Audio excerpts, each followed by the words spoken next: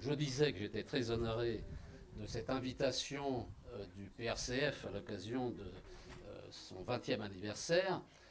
Nous avons, comme ça vient d'être rappelé, sous différentes formes et à différents moments, depuis des années, participé à de nombreux combats communs. Je voudrais ici dire un mot sur les prochains combats qui me semble nécessaire de mener. À mes yeux, 3 verrous doivent être débloqués. Premier verrou, c'est celui de la persistance, de la confusion autour de la mondialisation néolibérale. Nombreux sont les gens, on en fait compte tous les jours, qui restent toujours prisonniers de la croyance selon laquelle la mondialisation serait le résultat mécanique, spontané et fatal des tendances naturelles du capitalisme à son extension sans fin. Et donc, elle ne serait que la révolution des nouvelles technologies de l'information et de la communication, des mouvements séculiers de population et du commerce international qui les accompagne.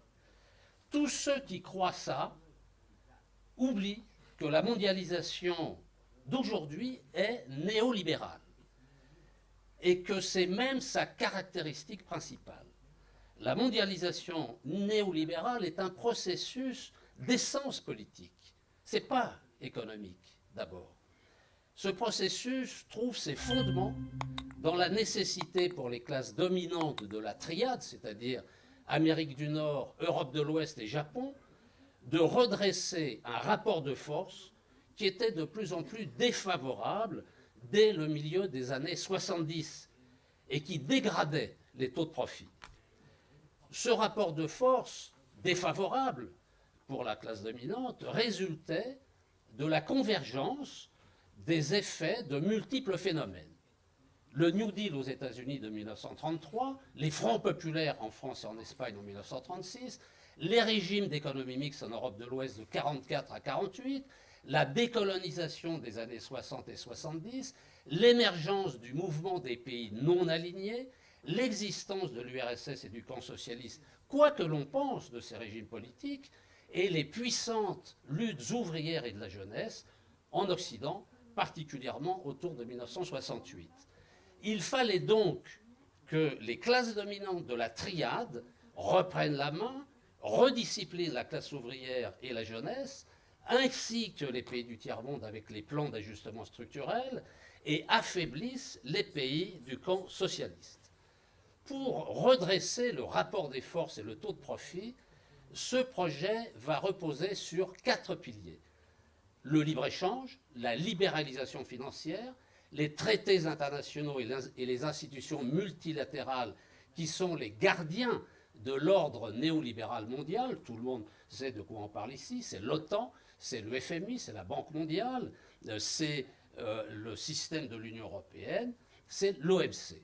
Et quatrièmement, la guerre idéologique pour que l'ensemble des agencements qui viennent d'être évoqués permettent l'activité la plus libre possible pour les firmes multinationales afin de préserver les taux de profit de la classe dominante. C'est pourquoi la démondialisation s'impose. Elle consiste à scier, à l'échelle nationale et unilatéralement, les 4 piliers sur lesquels repose la mondialisation néolibérale.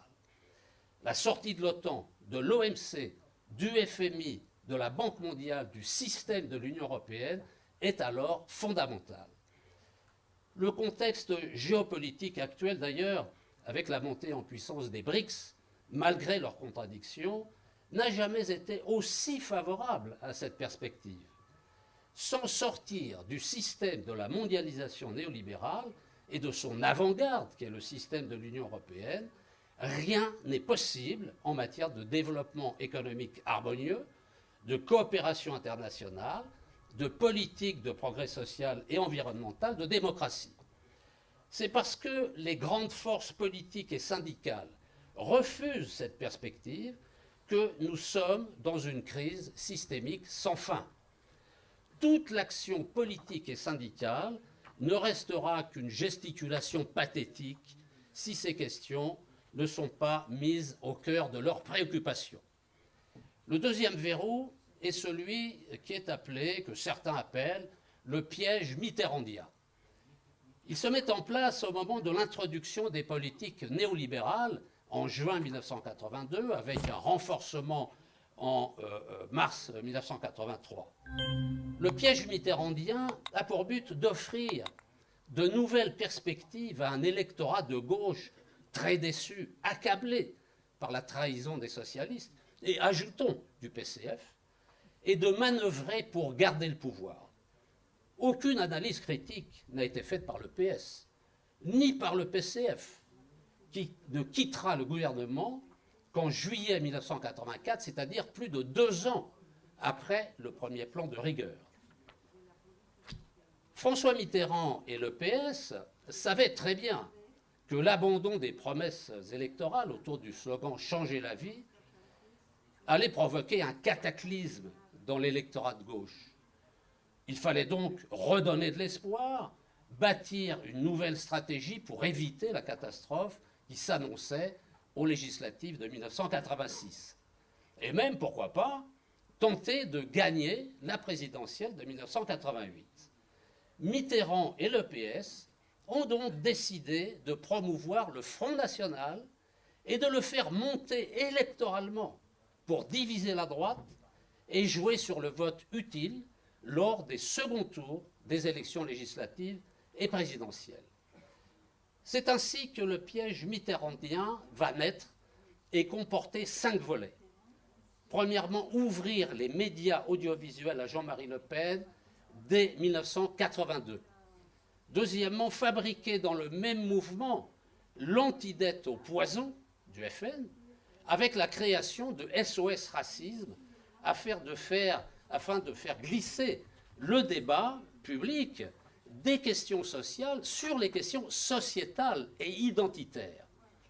SOS Racisme, par exemple, a été créé le 15 octobre 1984 par Harlem Désir et Julien Drey, dirigeants du Parti socialiste, mais aussi l'inénarrable Bernard-Henri Lévy. Troisièmement, introduire la proportionnelle aux élections législatives de mars 1986 pour diviser la droite en faisant entrer le Front National au Parlement, à l'Assemblée nationale, qui obtiendra d'ailleurs autant de députés que le Parti communiste. Quatrièmement, développer une deuxième gauche, que certains appelleront la gauche américaine, qui se veut moderne, entre guillemets, par rapport à la première gauche composée du PS et du PCF. Et puis, cinquièmement, ériger l'Europe comme substitut au socialisme. Au total, le mouvement populaire peut faire tout ce qu'il veut, manifester par millions dans la rue, faire grève, mais pour l'instant, au moment du deuxième tour de la présidentielle et des législatives, c'est toujours le candidat du système, qu'il soit de gauche ou de droite, qui l'emporte. Et c'est un paradoxe étrange, avec une bonne partie des voix du mouvement populaire. Alors comment sortir du piège mitterrandien? Il faudrait faire 3 choses. Premièrement, sortir du déni. Reconnaître que la gauche, depuis 40 ans, a totalement échoué dans son combat contre le FN-RN. Le FN-RN, pourtant désigné par l'ensemble des forces politiques et syndicales, et souvent associatives, comme le mal absolu, l'extrême droite, le racisme, le fascisme, a connu une progression spectaculaire. Aux législatives de 80, le FN n'avait que 74 candidats et n'obtenait que 44 000 voix. 44 414 pour être exact, soit 0,18%. Aux législatives de 86, il obtient 2,7 millions de voix. Est-ce qu'en 5 ans, alors que la gauche est au pouvoir, 2,5 millions de citoyens sont devenus racistes et fascistes? À la présidentielle de 2022, Marine Le Pen recueille 8,1 millions de voix. Est-ce que 5,5 millions de citoyens supplémentaires sont devenus racistes et fascistes depuis l'élection de 1986? Aux législatives de 2024, le RN fait 9,3 millions de voix. Est-ce qu'en 2 ans, 1 million de citoyens sont venus s'ajouter eux aussi à leur tour, sont devenus racistes et fascistes. Le combat de la gauche jusqu'à présent a non seulement été stérile, il a été contre-productif. Deuxième chose à faire, refuser de participer lors des deuxièmes tours à tout front ou arc républicain et préférer l'abstention militante. Lorsque tout le système politique, gauche et droite confondus, syndical, associatif, se coalise contre le FN-RN, la conclusion tirée par un nombre de plus en plus grand d'électeurs est évidente. Puisque le FN-RN est contre le système, puisque tout le système politique est contre le FN-RN, c'est donc la preuve que seul le FN-RN est contre le système. Et donc c'est pour lui qu'il faut voter. En effet, c'est la gauche qui a fait élire 2 fois Macron. Aux législatives de 2024, la gauche a sauvé le macronisme d'une débâcle totale. Rassemblée autour du fantôme d'un nouveau front populaire, la gauche voulait faire croire qu'il s'agissait de rejouer les combats des années 30. Mais avec cette mise en scène anachronique, la gauche a oublié la brutalité de Macron, sa brutalité à l'égard des classes populaires et ses attaques devenues systématiques vis-à-vis des libertés publiques. Elle a laissé entendre que Macron serait moins pire que Le Pen. Ça se discute. Mais on ne peut pas de toute façon choisir entre la peste et le choléra. L'intérêt de l'abstention citoyenne est de poser clairement les problèmes politiques et de ne pas se compromettre. Elle permet de laisser ouverte la mobilisation populaire avec une partie des abstentionnistes qu'il deviendra possible d'organiser. Et troisième chose à faire, c'est arrêter les leçons de morale. Considérer que derrière le FN-RN, il y a des millions de citoyens normaux et faire de ce parti un adversaire politique que l'on combat politiquement avec des arguments politiques sans aucune concession, évidemment. Troisième verrou qu'il convient de faire sauter, c'est celui du cadre vermoulu de la Ve République. Mais je vais m'arrêter là parce que je m'emballe, et je crois que le temps est dépassé. Alors,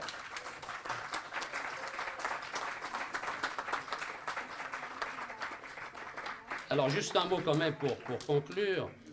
Ce que je voulais dire dans le troisième verrou à débloquer, c'est qu'il faut s'organiser pour une nouvelle constitution. C'est-à-dire, au-delà d'un programme, toute la philosophie politique qui doit rassembler le peuple français. Et pour y parvenir, organisons des comités locaux constituants. Et c'est à cela que j'appelle ceux qui sont intéressés par cette idée. Je propose une réunion avant la fin de l'année des organisations, formelles ou informelles, qui voudraient échanger sur cette question. Comités locaux constituants. Voilà, je termine. Et donc, longue vie au PRCF.